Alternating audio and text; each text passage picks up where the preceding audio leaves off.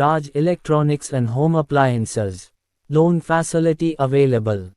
ವಿಶೇಷವಾಗಿ ಇಡೀ ಜಗತ್ತಿಗೆ ಇವತ್ತು ಸಾಮಾಜಿಕ ನ್ಯಾಯ ಕೊಟ್ಟಂತದ್ದು ಮತ್ತೆ ಪ್ರಜಾಪ್ರಭುತ್ವದ ಒಂದು ಪರಿಕಲ್ಪನೆ ಕೊಟ್ಟಂತದ್ದು ನಮ್ಮ ಬಸವ ಕಲ್ಯಾಣ ಅನುಭವ ಮಂಟಪ. ಹೀಗಾಗಿ ಅನುಭವ ಮಂಟಪದಿಂದ ಇವತ್ತು ಚಾಮರಾಜನಗರದವರೆಗೆ ಈ ಮಾನವ ಸರಪಳಿ ಇವತ್ತು ನಡೀತದೆ. ಇದರ ಉದ್ದೇಶ ಸುಮಾರು 2800 ಕಿಲೋಮೀಟರ್.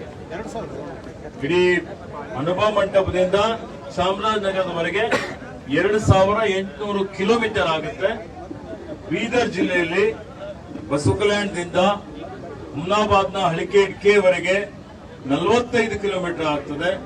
ಈ 45 ಕಿಲೋಮೀಟರ್ದಲ್ಲಿ ಸುಮಾರು 40,000 ಜನ, ಅದಕ್ಕಿಂತಲೂ ಜಾಸ್ತಿ ಜನ ಈ ಒಂದು ಮಾನವ ಸರಪಳಿ ಪ್ರಜಾಪ್ರಭುತ್ವದ ದಿನಾಚರಣೆಯ ಒಂದು ಈ ಕಾರ್ಯಕ್ರಮದಲ್ಲಿ ಭಾಗವಹಿಸುವವರಿದ್ದಾರೆ.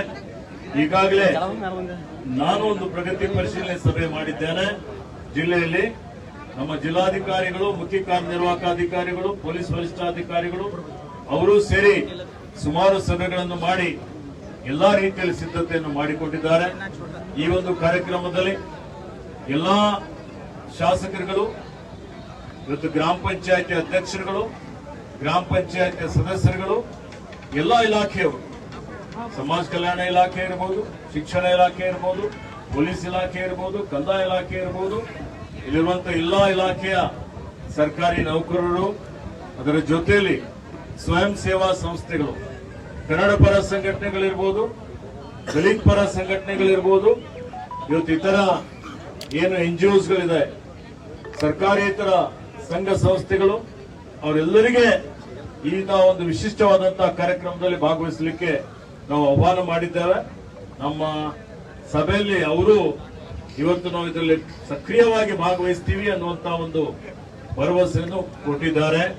ಇದರ ಉದ್ದೇಶ ನಮ್ಮ ಸಂವಿಧಾನದ ಸದಾಶಯಗಳೇನಿದೆ, ಇವತ್ತು ಸ್ವಾತಂತ್ರ್ಯ, ಸಮಾನತೆ, ಸಹೋದರತ್ವ, ಸಹಬಾಳ್ವೆ, ಇವತ್ತೆಲ್ಲಾ ಕಡೆ ನಾವೆಲ್ಲರೂ ಹಿಂದೂ, ಮುಸ್ಲಿಂ, ಸಿಖ್, ಇಸಾಯಿ ಬಾಯಿ ಅಂತ ಹೇಳಿ ವಿವಿಧತೆಯಲ್ಲಿ ಏಕತೆ ಅಂತ ನಾವೇನು ಹೇಳ್ತಾ ಇದ್ದೀವಿ, ಅದನ್ನು ತೋರಿಸಿಕೊಡುವಂಥದ್ದು, ಸಂವಿಧಾನದ ಆಶಯಗಳನ್ನು ಅನುಷ್ಠಾನಕ್ಕೆ ತರುವಂತಹ ರೀತಿಯಲ್ಲಿ ಏನ್ ಡಾಕ್ಟರ್ ಬಾಬಾ ಸಾಹೇಬ್ ಅಂಬೇಡ್ಕರ್ ಅವರು ಇವತ್ತು ನಮ್ಗೇನು ಆದರ್ಶಗಳನ್ನು ಕೊಟ್ಟಿದ್ದಾರೆ, ರಾಷ್ಟ್ರಪಿತ ಮಹಾತ್ಮ ಗಾಂಧೀಜಿಯವರು ಏನು ಸತ್ಯ, ನ್ಯಾಯ, ನೀತಿ ಅನ್ನುವಂತಹ ವಿಚಾರಗಳನ್ನು ನಮಗೆ ಹೇಳಿದ್ದಾರೆ. ಆ ಒಂದು ನಿಟ್ಟಿನಲ್ಲಿ ನಮ್ಮ ಮಕ್ಕಳಿಗೆ, ನಮ್ಮ ಎಲ್ಲಾ ಸಾರ್ವಜನಿಕರಿಗೆ ಎಲ್ಲರಲ್ಲೂ ಮತ್ತೆ ಪುನಃ ಇದರ ಬಗ್ಗೆ ಜಾಗೃತಿ ಮೂಡಿಸಬೇಕು. ಶಾಂತಿ, ಸಮಾಧಾನ ಇಲ್ಲಿರಬೇಕು. ದ್ವೇಷ ಆಗಲಿ, ಮತಾಂಧತೆ ಆಗಲಿ ಇರಬಾರದು. ಆ ನಿಟ್ಟಿನಲ್ಲಿ ದೇಶದ ಐಕ್ಯತೆ, ಏಕತೆ, ಅಖಂಡತೆಯನ್ನು ಕಾಪಾಡಿಕೊಂಡು ಬಲಿಷ್ಠವಾದಂತಹ ಒಂದು ರಾಷ್ಟ್ರ ನಿರ್ಮಾಣ ಆಗಲಿಕ್ಕೆ ಪೂರಕವಾಗಲಿ ಅನ್ನುವಂತಹ ರೀತಿಯಲ್ಲಿ ಇವತ್ತು ನಾವು ಅಂತಾರಾಷ್ಟ್ರೀಯ ಪ್ರಜಾಪ್ರಭುತ್ವದ ದಿನಾಚರಣೆ ಆಚರಿಸ್ತಾ ಇದ್ದೀವಿ. ಅದಕ್ಕೆ ಈ ಕಾರ್ಯಕ್ರಮ ಇವತ್ತು 15ನೇ ತಾರೀಕಿಗೆ ಬೆಳಗ್ಗೆ 8:30 ಗಂಟೆಗೆ ಬೀದರ್ ಜಿಲ್ಲೆಯ ಬಸವ ಕಲ್ಯಾಣ ತಾಲೂಕಿನ ನೂತನ ಅನುಭವ ಮಂಟಪದ ಹತ್ತಿರ ವೇದಿಕೆ ಕಾರ್ಯಕ್ರಮ ಮೂಲಕ ರಾಜ್ಯದಾದ್ಯಂತ ಒಂದೇ ಸಮನೆ ಇದಕ್ಕೆ ಚಾಲನೆ ಆಗ್ತಾ ಇದೆ. ನಾನು ಬಸವ ಕಲ್ಯಾಣದಲ್ಲಿ ಅನುಭವ ಮಂಟಪದಲ್ಲಿ ಎಲ್ಲಾ ಶಾಸಕರು, ನಮ್ಮ ಸಚಿವರ ಜೊತೆಯಲ್ಲಿ ಇದಕ್ಕೆ ಚಾಲನೆಯನ್ನು ಕೊಡ್ತಾ ಇದ್ದೇನೆ.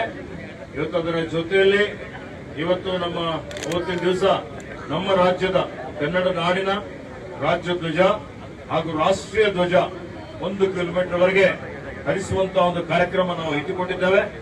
9 ಗಂಟೆಗೆ ಅನುಭವ ಮಂಟಪದಿಂದ ತಹಶೀಲ್ ಕಚೇರಿ, DKDB, Bangla, Tadola, Hanumantwadi, Rajeshwar, Molkera, RTO check post, ಇದರ ಮುಖಾಂತರ ಇವತ್ತು ನಾವು ಅಲ್ಲಿಂದ ಮುಸ್ತಾಪುರ್ ದರಿಯಿಂದ ಹಳಿಕೇಡ್ವಾಡಿ, ಹಳಿಕೇಡ್ ಕಿನ್ನಿ ಬಾರ್ಡರ್ವರೆಗೆ ಒಟ್ಟು 45 ಕಿಲೋಮೀಟರ್ ಮಾನವ ಸರಪಳಿ ರಚಿಸಿ ಇವತ್ತು ಅಂತಾರಾಷ್ಟ್ರೀಯ ದಿನಾಚರಣೆ ಕಾರ್ಯಕ್ರಮ ಮಾಡ್ತಾ ಇದ್ದೇವೆ.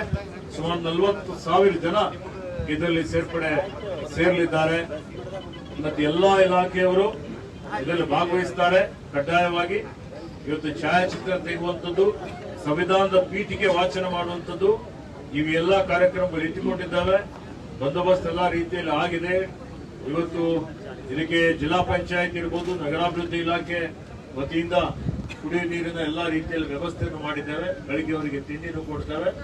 ಹೀಗಾಗಿ ನನ್ನ ಪರವಾಗಿ, ಸರ್ಕಾರದ ಪರವಾಗಿ, ತಮ್ಮ ಮಾಧ್ಯಮದ ಮುಖಾಂತರ ಇಡೀ ಜಿಲ್ಲೆಯ ಸಮಸ್ತ ಜನತೆಗೆ ಈ ಒಂದು ವಿಶಿಷ್ಟವಾದಂತಹ ಒಂದು ಕಾರ್ಯಕ್ರಮದಲ್ಲಿ ಎಲ್ಲರೂ ಭಾಗವಹಿಸಬೇಕು ಅಂತ ಹೇಳಿ ನಾನು ವಿನಂತಿ